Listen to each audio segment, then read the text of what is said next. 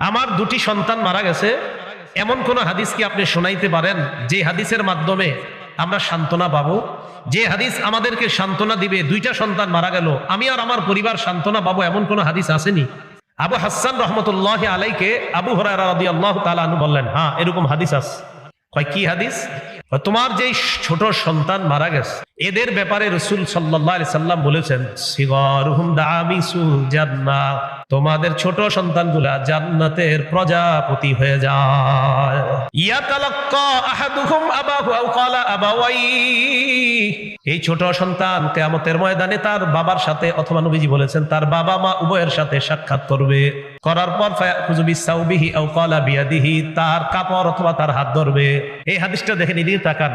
আবু হুরায়রা বলে, কামা আনা আখুযুন বিসনিফাতি সাউবিকা হাযা, আমি তোমার কাপড়ের আঁচলটা এইভাবে যেমন ধরে রাখছি, ঠিক এইভাবে ছোট সন্তান তার বাবা মায়ের কাপড়ের আঁচল ধরবে, ধরার পর ফালা ইয়াতানাহা আও ক্বালা ফালা ইয়ানতাহি হাত্তা ইউদখিলাহুল্লাহু আবাহুল জান্নাহ, ওই সন্তান কাপড়ের আঁচল অথবা হাত ধরে জান্নাতে না নেওয়া পর্যন্ত ওই সন্তান থামবে না, বাবা মাকে জান্নাতে নিয়েই ছাড়বে। তো আবু হুরায়রা বলে দিলেন, কামা আনা আখুযুন বিসনিফাতি সাউবিকা হাযা।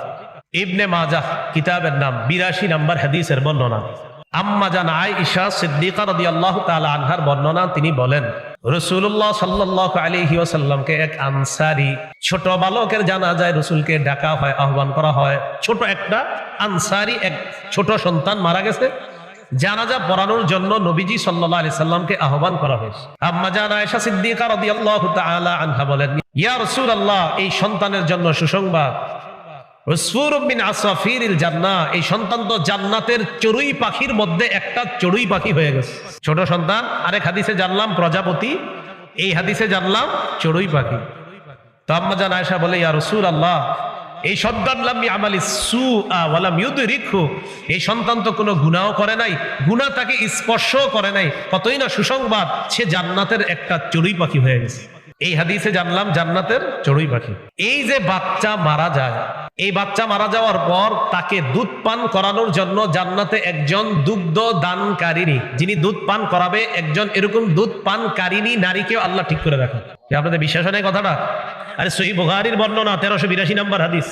লাম্মা তুওয়াফিয়া ইব্রাহিম, নবীজির সন্তান ইব্রাহিম যখন মারা গেছে, নবীজির সন্তান ইব্রাহিম মারা গেছে, মারা যাওয়ার পর নবীজি বললেন, ইন্না লাহু মুরদিআন ফিল জান্নাহ, ইব্রাহিমকে দুধ পান করানোর জন্য জান্নাতে একজন তৈরি আছে। সহিহ বুখারীর বর্ণনা, রাসূল বললেন, ইন্না লাহু মুরদিআন ফিল জান্নাহ, তাকে দুধ পানকারিনী একজন জান্নাতে তৈরি আছে, প্রস্তুত আছে তাকে দুধ পান করানো। এই বাচ্চাগুলারে পালে কারা? দুধ পান করার ব্যাপারটা পাইলাম, এদেরকে